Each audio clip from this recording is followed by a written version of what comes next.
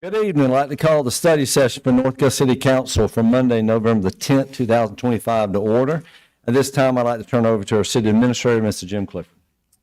Thank you, Mr. Mayor. And as is our practice for a study session, we're going to go through an agenda review for the city council for next week. Then we'll go through department details by all of our department leads. And then lastly, under mayor's matters, we're going to have a update from Augusta tomorrow with Lauren Dallas about the master plan. So you'll be in receipt of that information. And so with that, we'll go ahead and move right into our agenda review. And we'll have two items under old business, the first being under planning and development, ordinance number 2025-28, change the corporate limits of the city of North Augusta by accepting the petition requesting annexation by the landowners and annexing approximately 67.45 acres of property located on Hammond Pond Road and owned by William F. Hannon. Second reading. And so as we discussed at a previous study session, this is in a donut hole within the city limits of North Augusta. It is completely surrounded by city property. So from a public safety perspective, it makes sense to have this within the city limits. And this is large lot residential R14. So single family, large lot. I know a lot of the most recent items that have come to you as a council have been a mix of R5 or R7 or potentially PDs. But this will be large single family homes, which fits in very nicely between Savannah Barony and the Rapids. So ultimately, it's a fit within our overall section. So even though it's not within the city limits, and based on the size of this development, it being large lot construction, doesn't have a major impact on our sewer infrastructure, and we feel like we can accommodate this particular development at this point in time with no changes to our infrastructure. So with that, I'll pause for any questions. I have both our planning director and public services director here if there are any specific questions about this development, but I will pause for questions. Mr. Clifford, one quick thing. Could you just explain what would happen if this development did not get annexed into the city? Well, there's a couple different things that could happen, and certainly city attorney could get me out of the deep end if I go into the hypotheticals that are not accurate. So one is that might lead to the question of if it doesn't come into the city limits of, are they going to have a sewer connection within the city? And I think the answer still would be yes. If we've given them the ability to service letter, then they would still be able to connect into our sewer infrastructure. So that wouldn't change the fact that that development could still occur but listed as a county property. And so ultimately, don't believe that's beneficial for the city because again, just trying to limit the donut holes and the service coverage areas. And if we add new housing to that area, then that's going to be another item for Aiken County Sheriff's Department to service as opposed to, public safety. Nor would you get the tax benefit, if you would, of that particular development. So what about fire? Who would service that from a fire standpoint? I think they would get serviced by North Augusta, and then they'd have to pay the fire fee, if you will. But because of the location, there's no volunteer fire department that covers in that portion of North Augusta. So they wouldn't be covered by Meriwether or by Belvedere Fire. They would have to be covered by North Augusta Public Safety. Okay. And it would also be based off of whatever the code of Aiken County. So theoretically, there might be something there that would not be necessarily something we would want or we could control like we can control with this, right? Mr. Mayor, that's correct. So if you look at Aiken County code requirements, they're less stringent than the city code. And so if it was not annexed in and they had the ability to build, which they do in the county, then the rules would be different as far as how that could move around the houses or develop that property. So basically, if there was a public safety issue, their domestic dispute or whatever, they would have to wait for a county officer to arrive. We try to do mutual aid support with the county, but from a doctrinal perspective, yes, that they would be responsible for first response into that portion of the city. Thank you. And Mr. Clifford, the egress and ingress into that area, if we did not annex it into the city, it would be up to the county to select those roads, or they would still need our approval?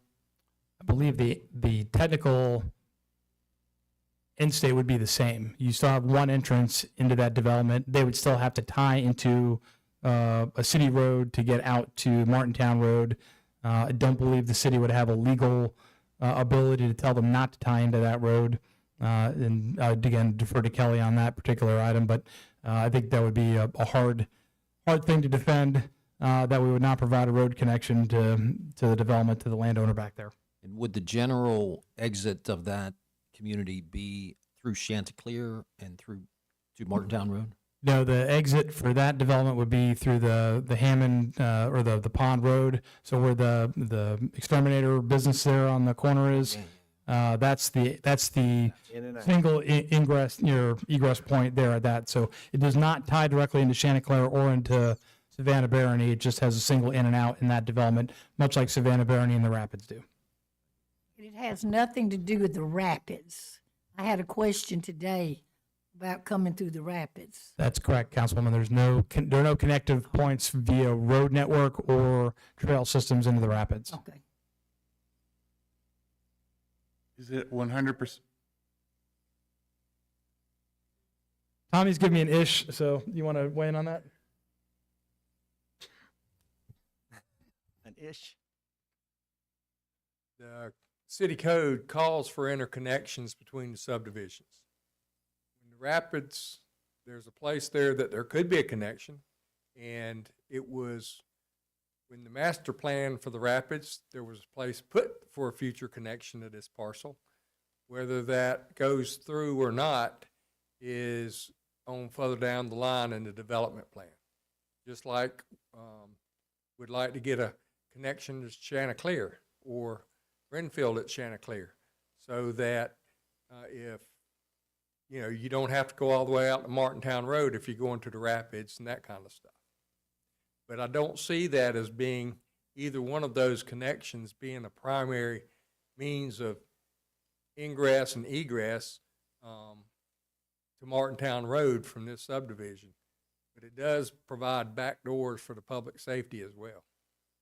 I mean, just so I can educate on this as well, are those connection points part of the infrastructure plan currently, or is that TBD at some point in time? TBD.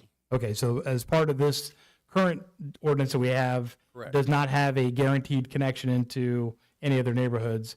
It leaves the space open that it could be in the future, but that hasn't been determined who would pay for that connection or who would accomplish that connection. Correct. Is this already a certainty, this development? Is this land already been cleared? I don't have an answer for that, Councilman.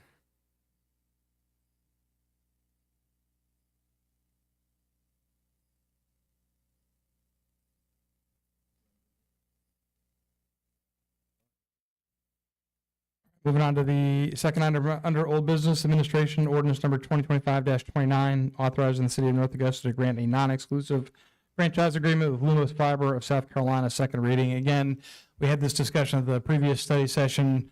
This would allow basically an additional company to provide fiber services to residents in North Augusta. From a philosophical point of view, we think competition is a good thing, and so more agents in the city, if you will, vendors, provides our citizens more access and better variety of services. They are going to have to do work inside of the easements, if you will, but we believe this is worth doing if you philosophically believe in more competition in the marketplace. But I'll pause for any questions on this one. Nothing heard. Moving on to new business, two new items under administration. First, resolution number 2025-37, authorizing funding allocation recommendations of the Accommodations Tax Advisory Committee for the disbursement of revenues from the Accommodations Tax Year 2024-2025. I believe you have a hard copy. It was not in the advanced copy on Friday, but you have a hard copy before you. And so that it has to do with the disbursement. I know our city clerk, Jamie Paul, or J.D. McCauley could probably talk more in depth about the mechanisms of how that went, but ultimately this followed the state statute requirements of having a city council appointed committee that met and heard from a variety of different organizations that requested funding. And so what it shows you there is the 2026 request versus budget. And actually those, line up overall pretty well. So you're going to see the 2026 budget coming in at approximately $285,000, just a hair underneath that for a variety of different organizations listed. And I don't know if Jamie or JD had any other commentary they wish to add, but that's what you have before you today for your consideration. Well, I tell you, I like seeing a lot, there are a number of new folks on here. You know, First Providence Foundation, what they're doing with the Hamburg Massacre, that's exciting. Of course, Old Town is good to see. Of course, the Wrecking Crew, Aiken County Historical Society with the marker. I know Millage has been working on that. Chamber of Commerce. Anyway, this is a good job, I think. That the accommodation tax will Yes. fund.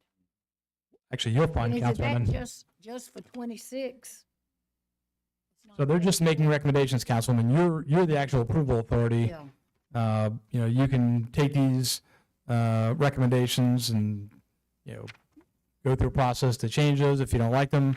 But this is the city-appointed ATAX committee, and I know Councilman Felak used to formerly serve on that board or committee and was able to, talk to you probably more in depth than I could about the mechanisms of how they do that. But ultimately, the good news story is that we had additional ATAX money to disperse, and I think we were able to, as a city, scratch a lot of different requirements or itches for various organizations from a tourism perspective, because that's essentially what the ATAX is meant to support.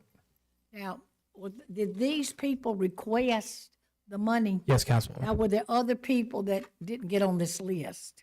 I believe there was only one group that applied for ATAX funding that was not granted because they didn't have a good business plan, or at least from the committee's perspective. Now, like North Augusta Forward downtown, what would that be?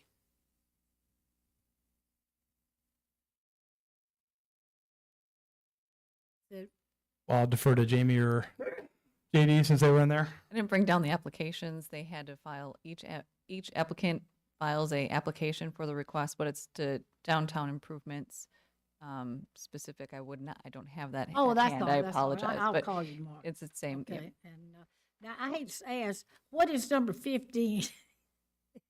Gym Rats Incorporated. I mean, I know we did have rats in the gym, but That's the group that did not get funding. that's what. So Oh, that's an okay. organization that Well, what is that, Gym Rats? they wanted to support. I think it was a nonprofit that was stood up to support Peach Jam, or wanted to just support Peach Jam some kind of way, and their business proposal did not pass muster through the ATAX committee. I might add that Peach Jam has been a traditional request for money. If there is an event outside of Masters Week that draws people and money into our community, it's the Peach Jam. So they were always very highly considered. Is the Peach Jam itself not, maybe Rick or JD, you can answer that. Is the Peach Jam itself not request money, or is this part of their annual request that's just under a different name? Yeah, so part of the budget this year, we're not, the city's not going to be the bank for that tournament any longer. And so we were not going to be requesting funds through the ATAX committee to supplement our efforts. It'll be run through, Nike will run that tournament and pay their expenses on their own. Okay. So they'll furnish the security. They'll pay for the I mean, security. Nike. The difference there, Councilman, is that we're not going to act as the central bank for that event. And That won't run them off, though. don't believe it would. I'd hate to lose that.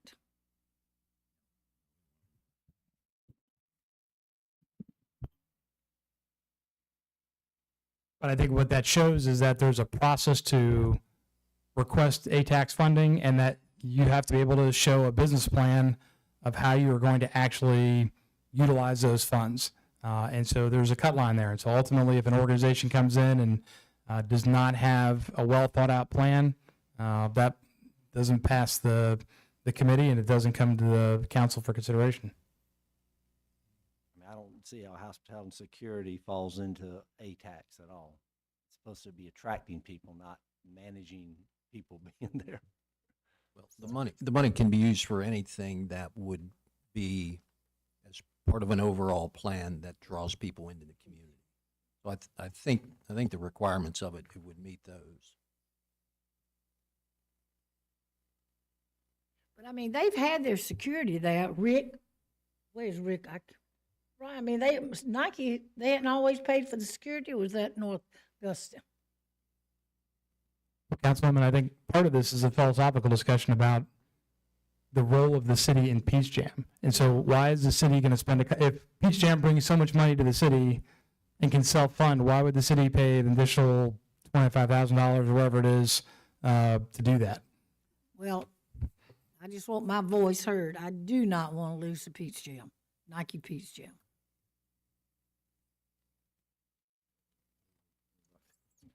Yeah, I would also say that's part of the discussion is the Peach Jam is extremely important to us, and we have been a good partner with them as well as they have with us. So I think what Nike's happy, I'm what we're happy. not clear about is Gym Rats a group that has been participating, or is this a nonprofit that formed a company and said, hey, you know what, Peach Jam's a lot, we need to go request money to manage it? Is this a first time we've heard of the Gym Rats, or is this organization that's been there every year that we've been paying? But, you know, I was not at the meeting, I was called, and I think we're going beyond because they were not considered because they didn't comply with what needed to be provided in order to be considered. There's certain criteria that has to be met, and they did not provide it. So based upon our guidelines, we couldn't even consider it. And I presume that was told to them. Yes, Councilman, the rules for accommodations tax are provided to all folks, and they're the only group that that applied that did not meet the requirements. Now, that's a shame. Still know who they are. I mean, I guess that's my point as well. I don't know, to Britton's question, is this a Nike sponsored organization or is it not? But to Kelly's point, it really doesn't matter anyway because they didn't meet the guidelines necessary to qualify for the funding. So it's a moot point.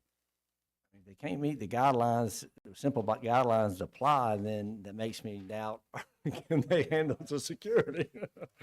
And that is not uncommon for someone to submit an application and to have not followed all the rules. That's not out of the ordinary. That happens every year. Well, just have to tell Nike, just do it and go on.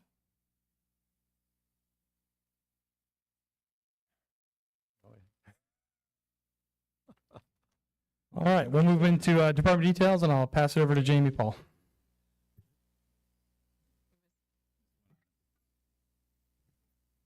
Mr. Clifford? There's one more left on number 9. Did I miss one? I did. I was glossing over. Let's go back to final item. Thank you, Jamie. Which is public safety. I'm going to change that in the next document to reflect courts, not public safety. And that's resolution number 2025-38, authorizing the city of North Augusta to enter into a contract with Aiken County Public Defender's Office for the provision of representation of indigent defendant within the multiple municipal court for the city of North Augusta. We'll have a final document for your review by Friday for the council packet, but ultimately this is a renewal of our ability to provide defense attorneys for indigent clients here within the municipal court system. I believe this is a requirement that we have to be able to provide that for citizens. So this is not something you necessarily will see every year, but for the period of performance contract, you'll have this. And our recommendation will be to move forward with the funding so we can do this. And as you all have approved recently, a solicitor, I suspect you're going to see a higher level of caseload coming through the courts here in the near future. Yeah, we've done this within the last 4 years, so, I mean, I think it's a standard procedure. Is a lot of it used, Junior? I mean, with the indigent care, are a lot of the people like, 'cause I deal with these kind of people. they know they can have a lawyer provided, and do we have many people who want it? Yes, ma'am. Whenever somebody comes down there to a court trial, the judge informs them each time before they have a trial of their rights, and if they can't afford one, they can have one appointed. And then they go through the paperwork process, and it gets sent off and then approved, and it's done through Oh, Public okay. Defender's Office in Aiken. The vast majority of defendants in that court are represented by the Public Defender's Office.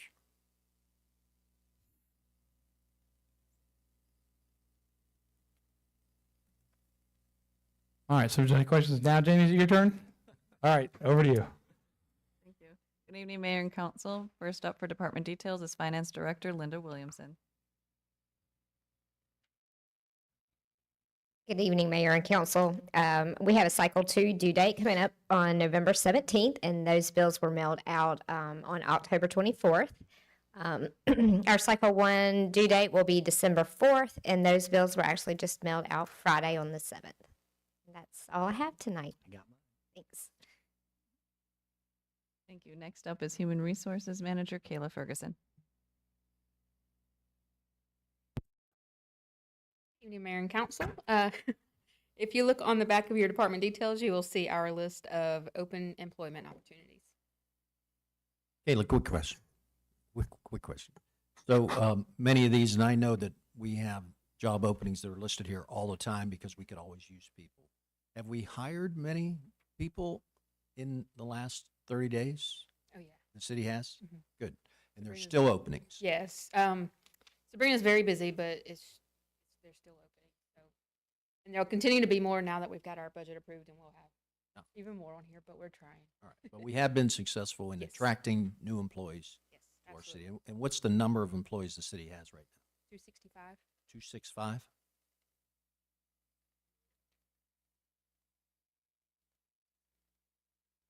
Thank you. Next up is Engineering and Public Works Director Tom Caesar.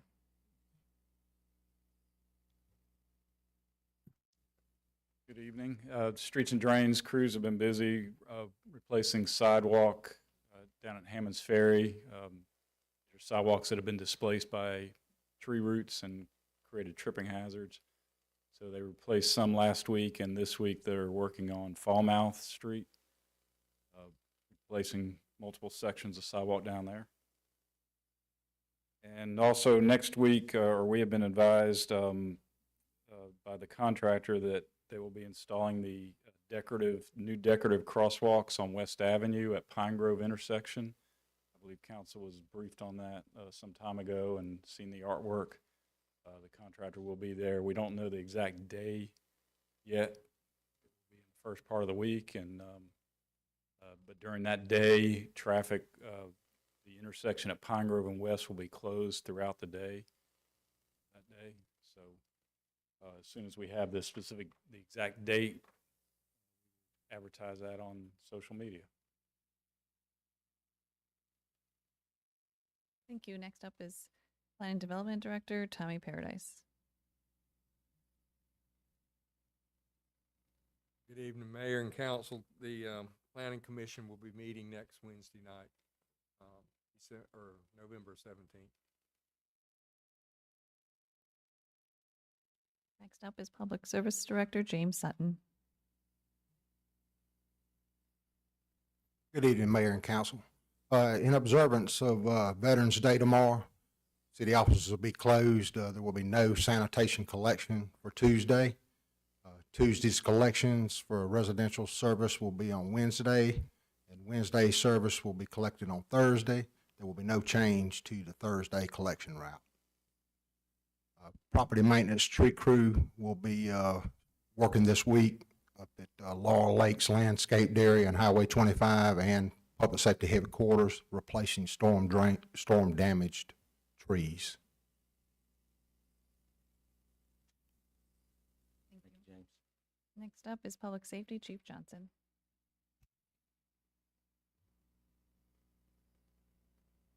Good evening. As you can see, our Citizens Academy will be graduating on Wednesday night, so we'll have a fresh class of citizens.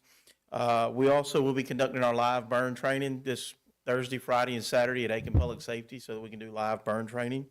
And then next Monday, we will be hosting a blood drive in memory of Dustin Beasley, who passed away while he was working for us here as a public safety officer. It'll be on Monday, November 17th at the Hut from 9 to 3:30. We'd appreciate anybody who wants to come donate some blood at that event.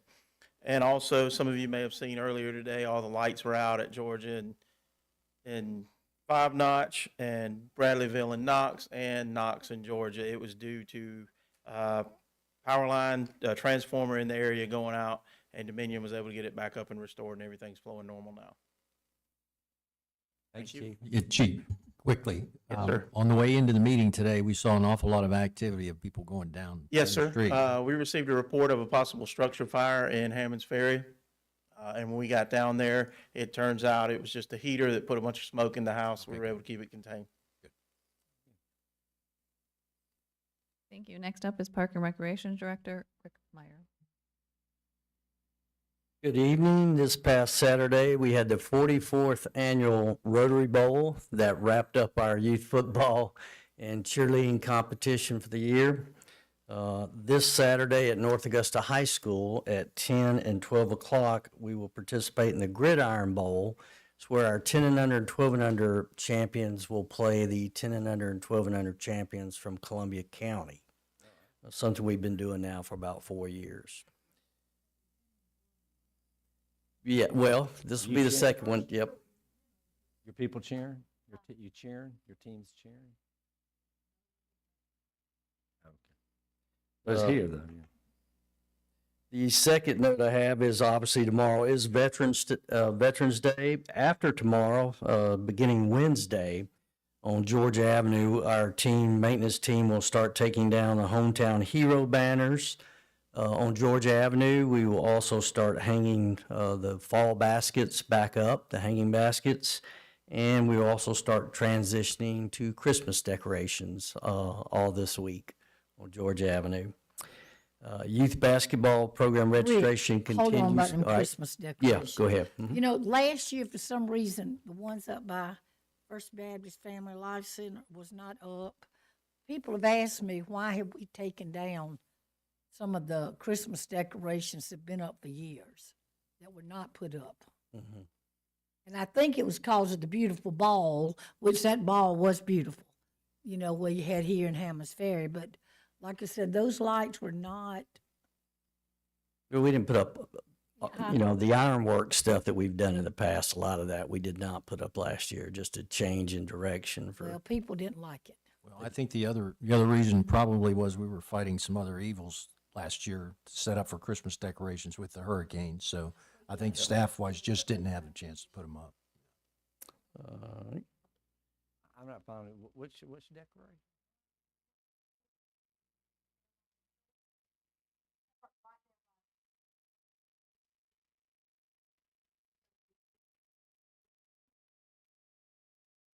Mhm.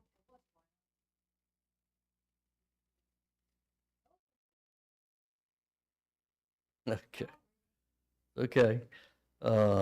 Back to youth basketball program registration continues this week. Evaluations begin next Monday, the 17th. And my last bit of news is the Riverview Park disc golf course has reopened yesterday. So we have a lot of happy disc golfers back out there. And I noticed you've got a new trash can on the bottom end of the loop. You are Hello, correct. Miracle Leaf. I know you did it for the disc golf, but thank you. It looks great. Good, good. I love it. Thank you. Thank you, Rick. Thank you, Rick.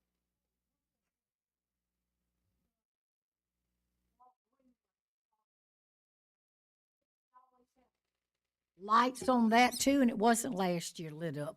It was just a big reef. You are correct. So why did we take those down?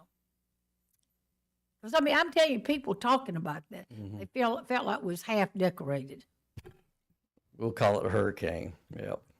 Well, all right, be sure, I hope this year we have all that back up. Do you like, I would tell you, I would debate the fact that I personally don't like the green light. I wish those were white. I never know the green on the trestle. That's been green. It's been White white on at the- one point, then Yeah, it's been white green. One time, Yeah. and It's then been green the last big few- reef is last what, few- white. Now, to me, that didn't match either. I wouldn't mind having the white lights in the big wreath with white lights in it. Gonna make you the But I mean, interior I know the, decorator. what now?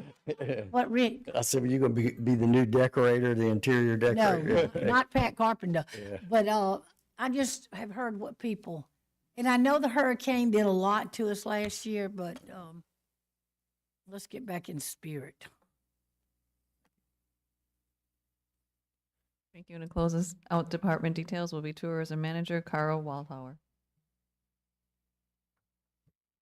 Evening, Mayor and Council. Couple quick hits about some events coming up. The Good Morning North Augusta Breakfast that is going to be at the Community Center this Thursday. That's hosted by the Chamber of Commerce once a month, and that breakfast starts at 7:30 a.m. At the amphitheater this weekend, it's starting at 7 o'clock. We have Red Corvettes, a Prince tribute band. It's going to last concert for the Explore North Augusta concert series this fall. Please mark your calendars for annual Christmas tree lighting at Calhoun Park and Lookaway Inn. That's going to be on Tuesday, December 2nd. As tradition, we have it the first Tuesday after Thanksgiving, and that event's going to start at 5 p.m. I just wanted to share a couple of stats from Jack Lair and Jubilee. I know a couple of you asked how many people we've had down there. So I pulled up some Placer AI stats recently, and it looked like we had a little bit over 36,000 folks visit the Jubilee. And the interesting fact to me, and I'm a stats nerd a little bit, over 2,300 of them were from over 50 miles away, which I thought was a really good thing. Well, I think, Carl, it was one of the most organized, well-planned. Everything to me went smooth. Yes, ma'am. I love that with Cavaliers too, and where that was handled and. Yes, ma'am. They're a good partner, really are. Every department in the city touched that event, and it's just really. Yeah. So I thought it was really one of the best we've ever done. Do we have a breakdown on the evenings, like Friday night, how many people? We don't do. Yeah, it was a little over 12,000 on Friday. That covered, from about midday through, but I'd comfortably say there's close to 10,000 there probably Friday. And I'm just hoping this year, next year, Lauren Daigle. Lauren Daigle. Duly noted. Yes, ma'am. Thank y'all. I want to throw a shout out to the kids from the high school that came and cooked at Cavaliers. They did That a was awesome. fantastic job. Yes. Really They did. really did, yeah. Got a did. ton of positive on that.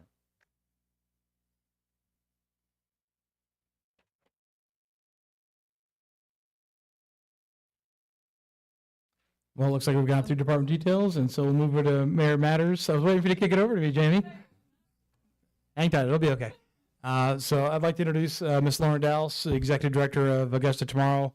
And so she has a presentation to talk to. And as a reminder, the previous council had set aside $35,000 of ARPA funds and contributed to this project blueprint along with the city of Augusta and some other stakeholders. And so what you have before you is the finished product that they wanted to present. They made a presentation to the city of Augusta, and you are going to receive this as a receipt of information for the city of North Augusta. And so, Lauren, I turn it to you. Thank you so much. This is not the first time I've given this presentation, but it is the first time I haven't had a clicker, so bear with me. Let's go to the first slide. So this process started in 2023. Early in 2022 when Augusta Tomorrow decided that we needed to revisit a master plan. You may remember in 2009, the Westaboo vision was the previous plan with Augusta Tomorrow, and it was the first time that North Augusta had been included in that plan. So with the growth on this side of the river, we decided that it was a good idea to include North Augusta again. So 2023, we received funding from the city of Augusta and really started the planning process, the search process, where we sent out an RFQ and received responses from 11 different firms, and we went with the one called Gell out of New York, San Francisco, and Copenhagen. So they spent a lot of time here in Augusta and North Augusta. We had a stakeholder group that Administrator Clifford served on, as well as some other members of North Augusta Forward and some other business people as well. Go on to the next slide, please. So we focused on this focus area. That line is very blurred. I'm not even really sure it includes all of downtown North Augusta, but it's just a general idea of where we decided to focus our energy. We went from bridge to bridge, really over toward the mills, and included a large portion of North Augusta as well. Next slide. So the first thing that Gale did when they came in town was they did a public life observation study. So they did not rely on pre-existing data, and they wanted to watch how people interacted with the city on both sides of the river. So you'll see that there were 3 spots in North Augusta where we had volunteers just watch how people interacted, and a few on the Augusta side as well. Next slide. From that survey, from that observation study, as well as an online survey, they had some key insights that really guided the vision of this plan.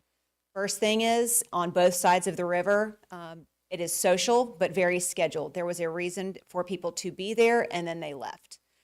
Vibrant hubs, but weak links, meaning on the Augusta side of the river, an example is the Saturday market.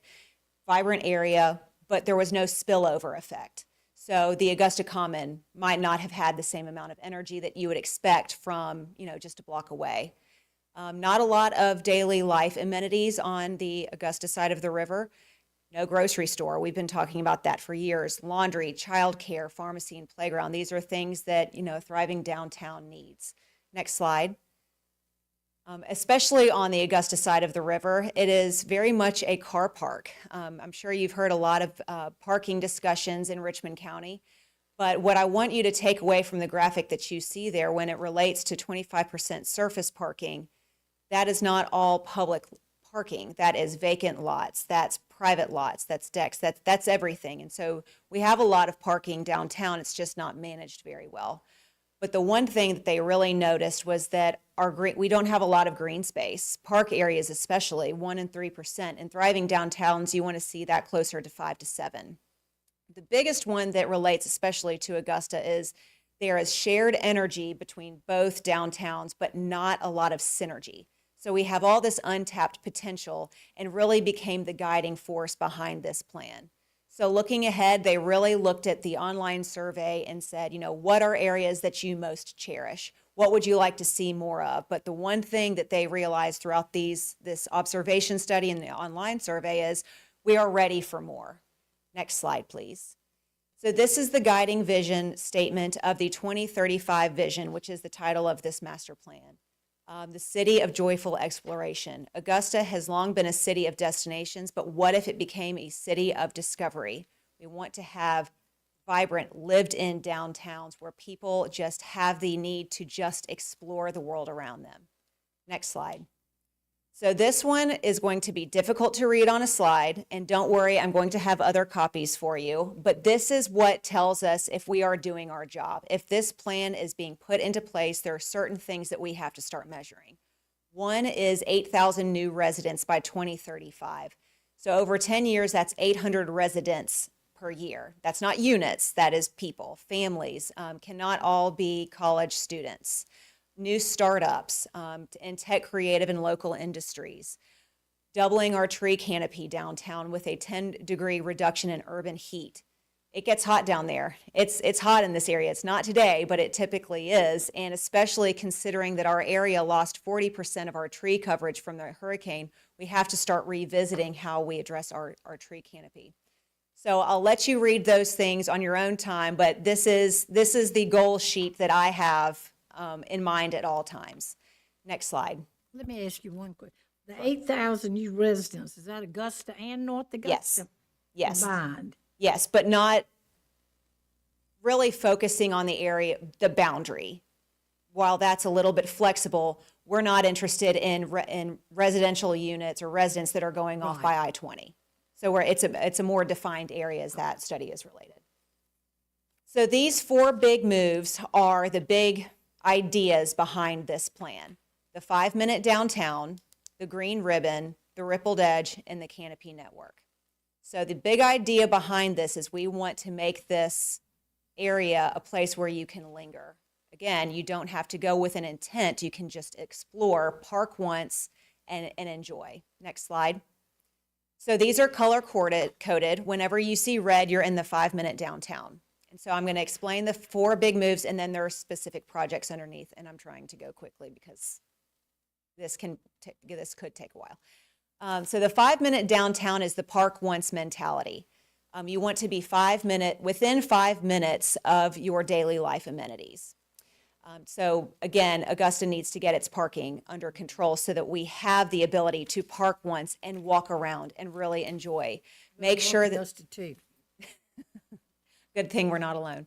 But also building on showcasing local talent. We have a wonderful arts community. Let's start focusing on how we can start showcasing that. Next slide.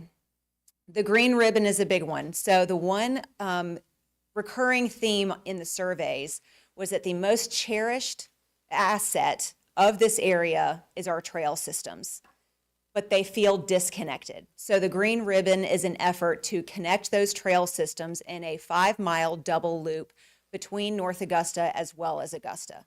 Next slide. The rippled edge is utilizing our riverfront. We have a wonderful river. Let's start capitalizing on this wonderful asset that many cities would kill for. Next slide. And lastly is the canopy network, which I believe is the balance between greenscape and hardscapes. Next slide. So all of these things work together, that some of these are smaller than others, but these small steps lead to big change. Next slide. So we're back in the 5-minute downtown, which this is the Augusta Common. So expanding upon what the Common already offers. It's seen as a special event venue. Let's make it somewhere you can want to go every day to get a cup of coffee, to enjoy the scenery. Next slide.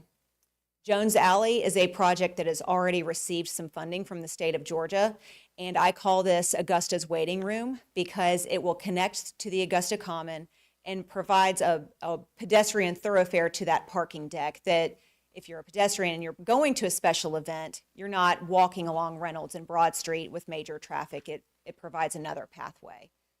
Next slide. The Reynolds Street Diet is an effort to slow down Reynolds and create more connectivity from the Augusta Common to the river. Next slide. The undulating green, if you've spent a lot of time in this area, you know that there have been several versions of it, how the expanding the common can look. This is another iteration. And relatively speaking, in other versions of this is probably the most financially feasible. So it creates a little bit more green space while also making the parcels on either side of it more valuable. Next slide. The Woodland Trail, this is on the North Augusta side specifically. So this will connect the 5th Street Bridge to the Greenway. Why we feel that this is most important to the green ribbon is it closes the first loop of that 5-mile double loop. This is not going to be an easy project, but we feel that we have the assets and the willpower and the personnel to really help make this happen. Next slide.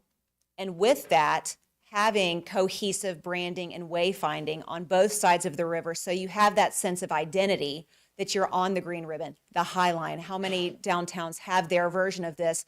Let's make it look nice so that you're easily, you know where you are, and get everyone excited about being on it and utilizing it every day. Next slide. We're back on the rippled edge. So this is extending the Riverwalk with floating piers. Next slide. The bargelets, which is creating a sense of commerce along the river, whether this could be kayak launches, reutilizing old riverfront platforms and barges for small business, for businesses that might not have be willing to take on the overhead of owning a building and repurposing a building. This could be a way for them to test their business. Next slide. And this affects both sides of the river in a very exciting way, is the water taxi. So the concept of a water taxi is not a new idea. It was on the 2017 Destination Blueprint, a plan put together by the Augusta Convention and Visitors Bureau, now known as Destination Augusta. But what it does is if you look at that bottom graphic, on the lower side you see that Augusta's central business district is over here and North Augusta's is over here. So again, they're kind of disconnected, but what a water taxi does is allow that shared energy to occur. So you can either dine on the Augusta side of the river and then hop on the water taxi to get to a Green Jackets game, or go from restaurant to restaurant and just enjoy the area. But we really believe that this connection is a good commercial use to have that shared energy. Next slide. So the canopy network, taking care of our trees, having a city arborist. This is one we were taking very seriously with the city of Augusta. We have to make sure that when we put trees back in on Broad Street and with downtown Tia, that we're taking care of them. Having partnerships like Trees for Augusta to help the city and take care of these trees, make sure that we're putting the right ones in. But also having a citywide campaign that plants a tree for every resident. So, next slide. And then lastly, balancing that greenscape with hardscapes, everyone's favorite topic, a parking management plan. Administrator Clifford and I have already discussed a little bit of shared challenges that we have with parking and maybe utilizing same efforts that have that sense of consistency between both sides so that it helps that shared energy. So we have told the city of Augusta that we will be the partner for downtown parking. If they will, let us be that third party that helps manage it, come up with the plan, and they implement it, hopefully we can get to that point. But all of that construction is not going to make sense unless we start managing the flow of parking and how people park, utilizing our decks rather than having that sit and park mentality. Your car sits 8 hours a day while you're at work. If your company pays for spots in the deck, park in the deck, and it opens up spots for people that are just coming in for an hour, hour and a half too. Next slide. So lastly, the phasing. Again, this is a 10-year plan. 2035 is going to be here before we know it, but we feel like these phases really balance out how these projects can move. Some of these things have to happen first. The Common Plus, Jones Alley, the Reynolds Street Diet, all have to happen before we really address the undulating green. Reynolds Street, if you're a pedestrian, can be a death trap, to be perfectly honest. It's a very fast road. So if we want to have that shared connectivity and the seamlessness to the river, we have to find a way to slow our roads down so that downtowns are for people and not cars and not building. What I love most about this plan is it creates this sense of a neighborhood. I can see endless opportunities for especially the Woodland Trail and the Green Ribbon itself for a developer who wants to build a multifamily unit. I want to live there because I want to live on the Green Ribbon. I can live there and just walk and do a 5-mile double loop every day, and that's my exercise.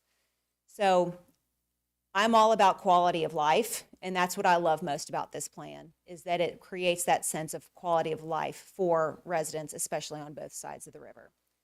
So with that, that's what we'll be doing for the next 10 years, and I hope that North Augusta will share the energy that we've put into this, because this is not an easy task, and we hope that you're with us.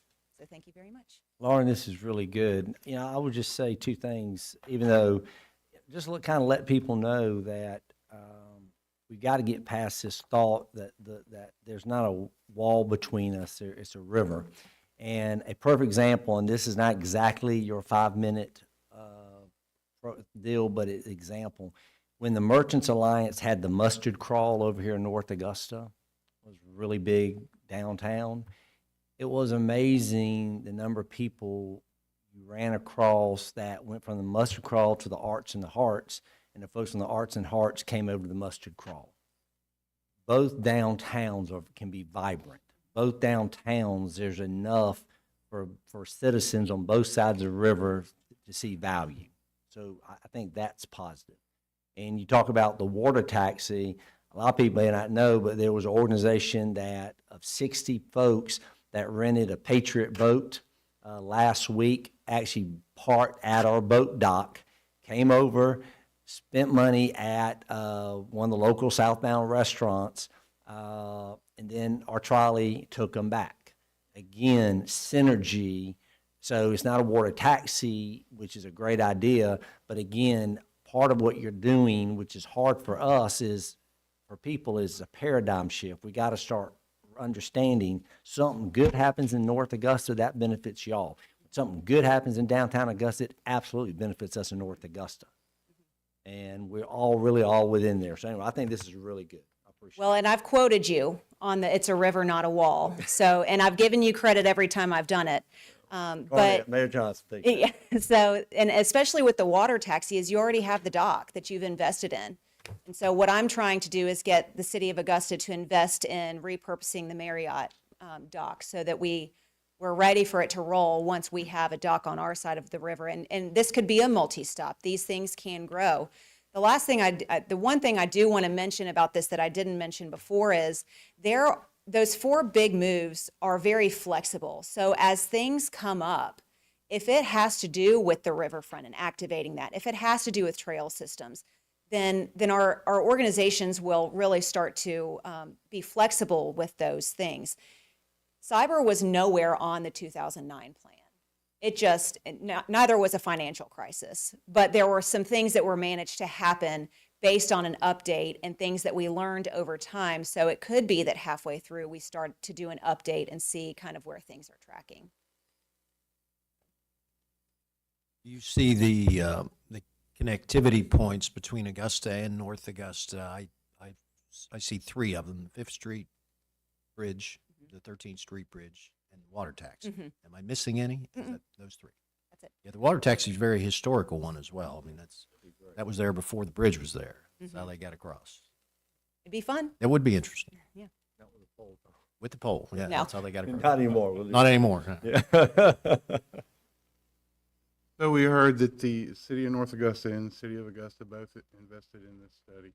But we also heard there were other outside entities.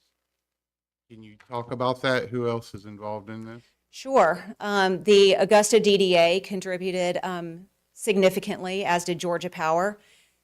The interesting thing about this plan is that a lot of it was already put into place before the hurricane. The canopy network was already something that they were talking about before the hurricane. Then come September, when it did hit, our fundraising came to a halt. And so fortunately, Augusta Tomorrow was in a good financial position to contribute to the remaining balance that we had not raised. So the city of Augusta, the city of North Augusta, Georgia Power, personal contributions. Augusta Tomorrow had 100% participation in funding this. So it was, downtown businesses, but really Augusta Tomorrow had to foot a large part of the bill that we weren't really ready for, but fortunately we had been preparing for this process. So yeah, we got it done. And can you tell us a little bit more about kind of why Augusta Tomorrow came about and who is the driving force behind Augusta Tomorrow? So Augusta Tomorrow was formed in 1982 when both malls closed. And a group of business owners said someone's got to start taking care of downtown. And so one of the first things they did was address the levee. And you couldn't see the river. I mean, one of Monty Osteen's favorite quotes is that his wife went to the Pinnacle Club, got to the top and said, "Oh, there's a river." So ever since then, Augusta Tomorrow has been the keepers of the master plan. That's what the organization was created to do, was create this vision and be the implementers of this plan. Because if you give this to any city, where is it going to go? It's going to go on a shelf.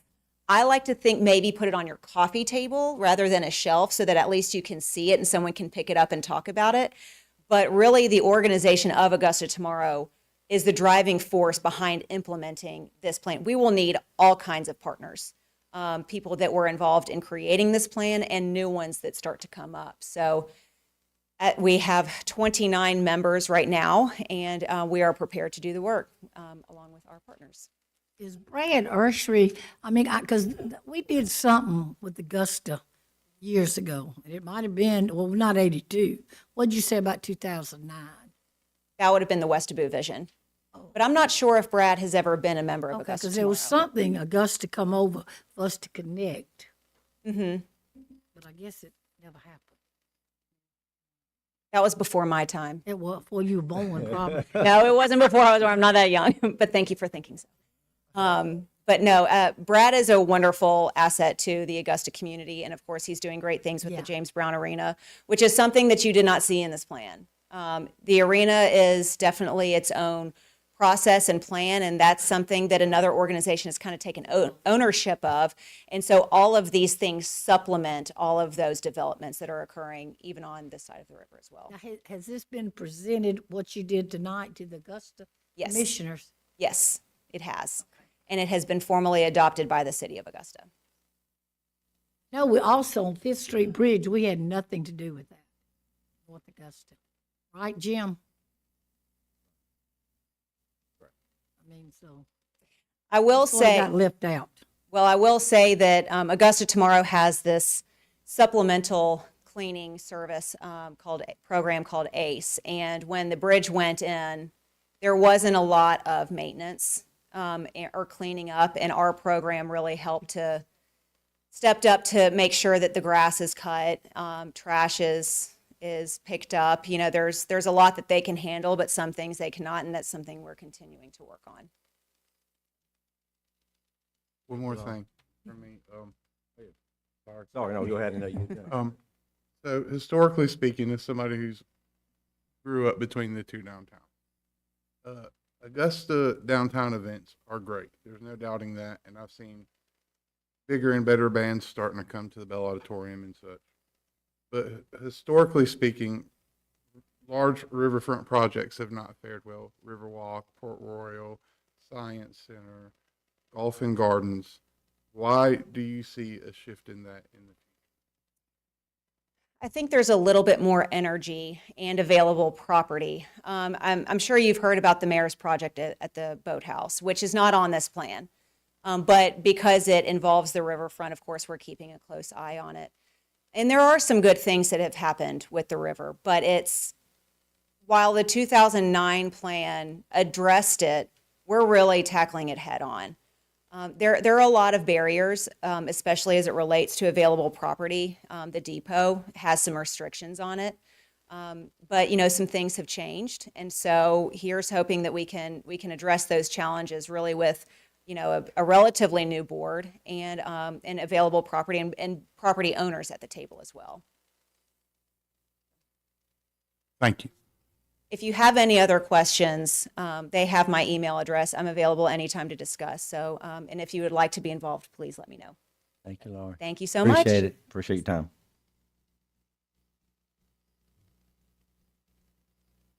Mr. Mayor, that's all I have from the staff this evening. Okay, I've got about 5-6 things. So first of all, I want to give two updates about animal. So I asked Tabitha Waldrop, who is on the Animal Shelter Coalition Group. That's their title.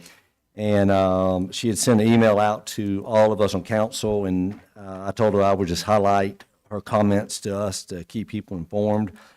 She basically said, under one, the group met. We will periodically share information with you, talking about the city, as well as through meeting summaries, progress notes, reports through email, citizen comments, as well as wanting to set up a website. We believe it's important to keep the communication lines open to share often in the city meetings forum. This will also keep the public informed, since so many watch live streams and recordings. They have also added Tyler Gallus, who will be a vital part of the success of the coalition. They have also discussed inviting additional advisors from the community to work with them in a fluid and agile way, rather than appointing so many additional members to the groups, perhaps making it too large and slowing the progress. This will allow the group to stay smaller and on point while bringing in relevant experts just in time at the point of need for specific purposes, which I think makes sense. And they will be meeting again Tuesday of next week to begin to write a mission statement, work through some plan, and develop a working agile project charter. So you agree with that, everything with that, Mr. Robert? Okay. So anyway, I thought that was really good. So we'll get updates on that. And I'm excited. Chief was able to get me the information when Captain Hayes met with Tyler. So to let folks know the 3 projects that will be done on the current animal shelter. One, there'll be a resurfacing the back area, either concrete turf with outdoor kennels installed for dogs to have more time outside. So that's one. 2, design and implement an isolation area within Officer McBride's office that can easily be sanitized and used for a quarantine, for puppy, surgery recovery area. And the 3rd is a drainage improvement in the kennel room through the use of trough drains in front of the kennels. So all these are in the early phases of planning, and as we continue to get updates, we will keep everybody informed. So progress being made, which is very positive. Okay. We had the Beautification Foundation had the wine walk. this past Saturday. And I'm not up here promoting the alcohol component of the wine walk. That's just the event. It was incredible. But what I do want to highlight is what the objective of what this council's focus has been is getting people in the community involved. So I just want to read out these people. These are the folks. There were 9 beautification members of the beautification. There were 2 Public Safety Foundation members and 23 volunteers. So this got put on by Trina Mackey, Britt Nelson, Chuck McKee, Becky Harrison, Steve Purvis, Ben Dickert, Becky Dearden, Trey Burdett, Michael McCauley, Jen McCauley, Lauren Enter, Bert Postal, Leah Max, Heather from True Hotel, Chase Hilton, Miranda Tarwin, Summer from True Hotel, Pierce Hilton, Anthony Wilson, Lewis Mackey, Jackson Nelson, Selena from True Hotel, Marty Mackey, Lynette Griffiths, Angela Mackey, Frenchie Mackey, Susan Whitaker, George Whitaker, Elsie Hermida, Jason LeClaire, Cheryl Winsick, Brian Winsick, Zach Brown, Corbin Nelson. And some of those people actually lived in Augusta, and they were so excited about what was happening in North Augusta, they wanted to participate. And what Brian shared me was nearly 700 people walked through the gate for that event. And a number of those people actually stayed at the Crown Plaza, rode the trolley, and the comments he passed on, they told him was, many exclaimed that they had no idea that any of this was down there at the riverside and that something like this could happen.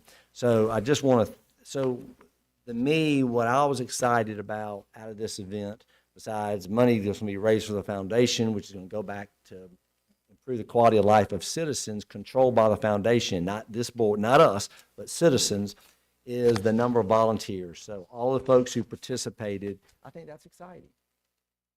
These 23 people, what it does is these people I just read off, they went home that night and you know what they said to themselves? Hey, I helped participate. I was empowered to do something to make my community better. I wasn't counting on council to do it. I'm not waiting on that person to do it. I actually did something to make the community I live in better. And the more people we can get doing this kind of stuff, the stronger we're going to be. So anyway, just a big shout out for that. I shared this from the stage of the JOJ, but I want to do it again for everyone, let you know. We had several citizens who are starting a community prayer tree. This tree will be for all citizens of North Augusta and surrounding areas. It's going to be located at the corner of Jackson and Carolina Avenue, the little green space next to First Baptist, your gym. There'll be a little, but there's going to be, they'll start Thanksgiving. It will go through December 31st. There will be prayer tags, a string. There'll be a little sleeve for the rain protectant so you can put that on the tree. We know this is a time of the year is joyous for most, but it can be difficult for some. Loss, grief, change, or even health issues can all lead to need for some spiritual time in nature to gather thoughts. This is not a Christian tree. This is not a Grace Methodist, a First Baptist tree. This is a community tree. It doesn't matter what religion you are, whether you believe in religion or not. If you just need people to pray, you have a concern, you can write it on this tree. Community prayer love tree.